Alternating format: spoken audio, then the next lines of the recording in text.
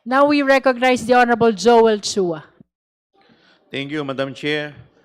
Madam Chair, at this point in time, ako po ay naniniwala sa argumento po at sa legal opinion ng ating kagalang-galang na Congresswoman Laila de Lima at ganun din sa ating napakahusay na Assistant Majority Floor Leader, Congressman Noy Defensor. Bakit ko po sinasabi na ako po ay sa kanila ay sumasang-ayon? Dahil kung babasahin po natin ang ating saligang batas, specifically Section 3, Paragraph 8, Article 11, sa Accountability of Public Officer, maliwanag po dito na sinasabi, the Congress shall promulgate its rules on impeachment to effectively carry out the purpose of this section. So, ibig sabihin po, tayo po ay binibigyan ng kapangyarihan ng batas, ng saligang batas, na magbigay o gumawa ng ating sariling patakaran. Patukuy po dito sa impeachment. Ngayon, sa ating pong rules, Section 7, malinaw po dito.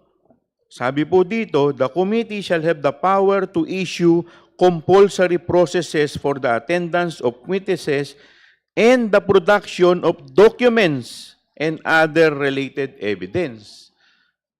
Ito pong nasa harapan natin na ITR na selyado na galing po sa BIR, ito po ay produkto o bunga ng compulsory process na inisyu po netong committee. At yun po ay ang subpoena duces tecum.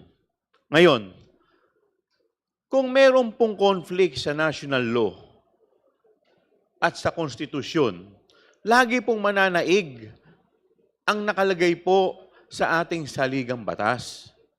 Hindi naman po tayo nagsabpina para sa isang selyadong box. Ang sinasabpina po netong committee to ay yung ITR o yung nilalaman po netong box. Kaya ako po naniniwala na tayo po ay talagang may karapatan. Subalit, for purposes of determination of probable cause, at sabi nga po ng ating kagalang-galang na congressman galing po sa 6th District ng Maynila, dapat tayo rin ay mag-iingat. Pero hindi po ibig sabihin sa pag-iingat na to ay tayo sinusuko na po natin ang ating pong kapangyarihan. So ako po ay pagpapalibang ko po dahil ito pong usapin na ito ay maaaring dumating din sa Senado. Dahil kung babasahin po ninyo ang National Internal Revenue Code, hindi naman po sinabi na pagdating sa Senado ay exempted na. Yun po ang kanilang magiging argumento. Pero base po dito sa ating konstitusyon at sa ligang batas, tayo naman po talaga ay merong karapatan. Kaya po, ako po ay i-reserve ko po ito for purposes of determination of probable cause.